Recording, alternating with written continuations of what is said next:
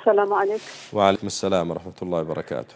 مامۆستاگان باشی؟ بەڕێزی خوشکەکەم. سەلامەتی یاخوا. مامۆستاگان ئێستا پێش ئێستا پەیوەندیەکیان پێوە کردی دەربارەی ئیسقات. بەڕاستی جەنابەت چەند شتێکت فەرموو کە مەسەڵەن ئیسقات ئەو کەسەی تر بە ئارەزوی خۆی گوناح بکە، بە ئارەزوی خۆی هەرچێکەکە بیکات، درۆەکە، ئەوەکە ئیتر کە ئەمانە بکات، ئیتر بە خۆی بە پارە ئیشەکەی چارەسەر بێت و ئیتر بە خۆی دەوڵەمەندەکان ئەچنە بەهەشتەوە بە پارەیان بەهەشت دەکڕن، فەقیریش بۆ جەهەنەم.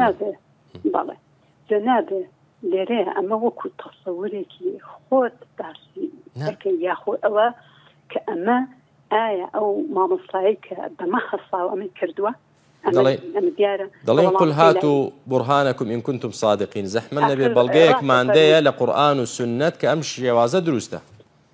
آخر مامۆستاگیان قل هاتوا برهانكم ئەوە لە مۆزوعێکی کا هاتووە نابێت هەر شتێک بابەتی شەرعی بێ، بابەتی شەرعی بێ، دینی بێت، پێویستی بە دەلیلە خوشکەکەم. دەلیلت لایە جەنابەت بۆ من باسکەی؟ بەڵێ دەفەرموو. جا یەکەم ئیستینباط هەیە لە قورئانە. فەرموو باس. شتەکانی ئێمە کە پەیڕەوی پێکەن بە ئیستینباط ئەیکەین. ئێستا کاتێک کە ئیستینباطت کرد بە ئیستینباط شتەکەوە گیراوە. اینجا ئەمە لەلایەکی دەتوو بۆم ئیستینباط کە جەناب ئەگەر مەجالم بێت. ئەخر ئەمەوێ دەلیل باسکەین خوشکەکەم بۆ خەڵک دەلیل باسکەین. بۆ ئیستینباطم بۆ بکە. ئەخر یەک دقە بە یارمەتی خۆ. اینجا دوایەوە ئەمە مامۆستای گەورە و زانا و عالم کە مەشهور بووە لە شاری سلێمانیا کە لە لجنەی فتوایە بووە کە مامۆستایەکی ئاینی بۆ بەم کارە هەساوە تاوتوی مەوزوعەکەی کردووە هەر لە خۆیەوە نەکردووە. لێرەیە جەنابێت تەنها بە تەسەورێک چۆن ئەتوانی ئەو حکومە بەی بەسەریقەی چەکە ئێوە ئەتوانن بە شێوەیەکی تر ئەم مەوزوعە ڕوونکەنەوە بۆ خەڵکی. ئێوە بە شێوەیەک شتەکە بڵێن کە بتوانن بگەنە نەتیجە ئینجا هەندێشت بڵێ چونکە زۆر شتەیە کە بڵاوی ئەەکەیتەوە ئەچێتە لای هەندێک کەس شتەکە وەرئەگرێ بەڵام دوایە ڕەنگە جەنابە ئەگەر تەحقیقێ بکەیت کردومانە خوشکەکەم کردومانە پەشیمان نیم. پێشم خۆشە بەڕێزت ئەگەر معلوماتێکت هەیە و ئیستینباطت لایە بەڵگەیەکم بۆ باسکەی لە قورئان و حەدیث و ئێستا بینەران جویان لە بەڕێزدا بۆی لەمە دو هەمومان ئیسقاتکەین. قسەکە جوانە لاتە بەڵگەت لایە بەڵام لە حاڵەتێک کازانی ئەو قسەی جەناب وەکو چی وایە وەکو وایە ئیماندارێکی نەخوێنەوار داکۆکی لەسەر بوونی خوا بکە. تۆ بە نەخوێنەوارەکە بڵێ وەرە پێم بڵێ بۆم بسەلمێنەکە خوایە جا من ئیمان هێن. وانە خوشکەکەم بوونی خوا کەسمان خلافمان لێی نییە تاوەکو بەڵام بوونی ئیسقات ئەزانم ئەخر نمونەکە الأمثال تضرب ولا تقاس لكن قياس مع الفارق أو برز باسكر قياسك مع الفارق. بوني خوا كس خلافي لينية بەڵێ من بە نەخوێن دەوارێک بڵێم وڵا بەڵگە نهێنی باوەڕم بە بوونی خوانی غەڵەتە قسەکەم بۆچکە بوونی خوا ئەفی الله شەک. بەڵام مۆزوعی ئیسقات مۆزوعی ئیسقات خلافی لەسەرە پێویستی بە دەلیلە. بە نمونە ئەگەر حاڵی بی لە مۆزوعەکەەوە بە نمونە بهێنایتەوە حاڵیم خوشکە ئەگەر مساعدە بفەرمووی مامۆستاگیان هەندێک شت هەیە مامۆستای بەڕێز مامۆستای گەورە کە مامۆستا و سەرداری دووربەی مامۆستاکان بووە ئەو مامۆستا بەڕێزە کردوویەتی مامۆستایەکی ئاینی نابێتە شەرعی مامۆستایەکی گەورە کردوێتی ئەوەیە مامۆستاکە علمی پێ بووە بە علم کردوویەتی ئەو شتەی بە علم کردووە هەندێک شت هەیە ئێستا حتا دانانی فەیسبوک بە ئیستینباط حەڵال و حەرامە کرێ. دامە بەسم ئەوە نمونەیەکە خوشکە بەڕێزەکەم سوپاست دەکەم بۆ مداخەلەکەت و دەستت خۆش بێت.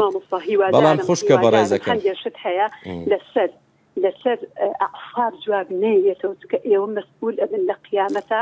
بۆ قیامەت مەسئول دەبین وەڵا لە ترسی خوا ئەو قسەیە دەکەم. یعنی فەرموو کەسێکی دەوڵەمەند ئەزانم من سوپاست دەکەم دڵسۆزیتە ئینشاءڵڵا بەڵام خوشکە بەڕێزەکەم یعنی ئەو کۆمەڵگایە فەقیر و دەوڵەمەندی تێدایە. کابرای فەقیر دەبێت نوێژ بکە ڕۆژوو بگرێت ڕازگۆ بێ داوێن پاک بێت دەست پاک بێ با قسەکەم تاواکەم خوشکەکەم نانە بوەستە و نابێت هیچ هەڵەیەک کات بۆ چکە پارەی نییە دوایی کە مرد ئیسقاتی بۆ بکەنە جی ناچێتە جەهەنەمەوە. بەڵام دەوڵەمەندەکە پارەی هەیە مادام پارەی هەیە درۆ ئەکا غیبەت ئەکا و تاوان دەکا نوێژ ناکا مادام پارەی هەیە ئسقاتی بۆ دەکەن ڕزگاری دەبێت ئەمە لەکوێ دینی خوا هەیە خوشکەکەم یەک مەجال بفەرموو ئەوە بۆ ئەوە نییە بۆ ئەوەیە کابرا لە کتوپڕاکە کەوت بێتە ناو هەڵەیەکەوە لە کتوپڕێکە درۆیەکی دەدەم دەسوبێت بە پارە ڕزگارە بێ بەڵێ خۆی تەعالا ئینسانەکان ئەتوانن ئێستا من لە ژیانی خۆمە ئەتوانم پارە ببەخشم بە ناوە جیاوازە خوشکەکەم خێرکردن جیاوازە ئێستا ئەزانی کەلیمەی ئیسقات و سەڵات یعنی چی یعنی چی بە کوردی خوشکی من پێمان بڵێ با خەڵک نانا یعنی چی یعنی تۆ خوشکەکەم وەڵام دەوە خوشتی بەڕێز وەڵام دەوە ڕەجاءن وەڵام دەرەوە ئیسقات و سەڵات یعنی چی قوربان ئەخدەی تۆ وەڵام نادیتەوە خوشتی نمونەی چیم بۆ دێنیتەوە ئیسقات و سەڵات یعنی چی دەتوانی پێم بڵێ زەحمە نەبێ ئیسقات لە فەقتەوە هاتووە من ئەزانم یعنی چی پێمان بڵێ فقط يعني ئەو کەسە سەقسێ لە شتێکە نەقسێکی هەبێ وانێ خوشتی من وانێ خوشکەکەم چی گوێ لێ بگرم خوشتی من تۆ قسە دەکەیت و نە بەڵگەیەکمان دەدەیتێ نە لە مانای شتەکەش حاڵی بووی ئیسقات و سەڵات با من بۆت باسکەم کە تۆ ماناکەیت نەوت با تێتگەێنم ئیسقات دە پێم بڵێ یعنی چی من نمونەم بۆ هێنایتەوە وتم ئەگەر نەخوێنەوارێک بێت بڵێ خوشکەکەم باسی بوونی خوا مەکە تۆ بەس ئەزانیت ئیسقات و سەڵات یعنی چی بەس ئەوم پێ بڵێ ئەزانیت پێمان بڵێ یعنی چی ئیسقات و سەڵات غەڵەتێکی کردێ هەڵەیەکی کردبێ شتێکی کردەکەی ئەوەی خوشتی بەڕێزم ئیسقات و سەڵات ئەوە نییە ئیسقات و سەڵات یعنی لادانی نوێژەکان لەسەری نوێژی نەکردووە ئەو تاوانەی لەسەر لا دەدەی ئەمە هەڵەیەکە نوێژی نەکردووە مانای چییە لەو حاڵەتە خوشتی من نوێژی نەکردووە دەڵێ ئەوە لە بری ئەوەی کە نوێژی نەکردووە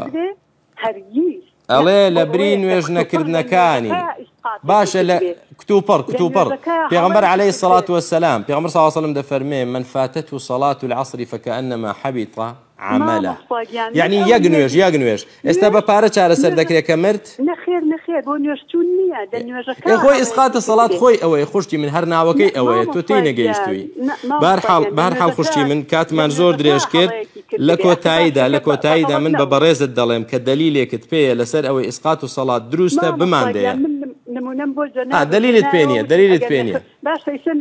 ئەمە دلیلت پێ نییە نەخوێنەوارە بە شتێک هینکە نابێت خوشکەکەم کە نەخوێنەواری بۆ مناقەشە مەکەی کە تۆ نەخوێنەواری تو هیچ نازانی ئەی بۆ مناقەشە مەکەی من هەرچێکم خۆم ئەزانم من ڕێزم بۆ تێ من بەکەمت دانانم وەڵڵا بەس تۆ هەرڵی نەخوێندەوارێک کە نەخوێندەواری و هیچ لە دین نازانی ئەو مناقەشەی بۆکەیت بەهەرحاڵ ئەگەر بەڵگەیەکت پێیە بۆمان باسکە بەڵگەت پێ نییە دووەمیان کە دەڵێی مامۆستایەکی زانا گەورە ئەو شتەی کردووە ئەگەر ئیمام شافعی ئیمام مالک ئیمام ئەحمەدیش بیکا بەڵگەی نەبێ خۆیان فەرموویانەکە ئێمە فتوایەکماندا بەڵگەی لەسەر نەبوو بە دیواری دادا باشە خوشکە بە ڕێزەکەم سەرکەوتوبی بەختەوەربی هاتینە کۆتایی بەرنامەکەمان ئینشاءالله بەخوای گەورەتان دەسپێرین تا حەڵقەیەکی تر هەر لە خۆشی و شادی دابن والحمد لله والصلاة والسلام على رسول الله بارك الله فيكم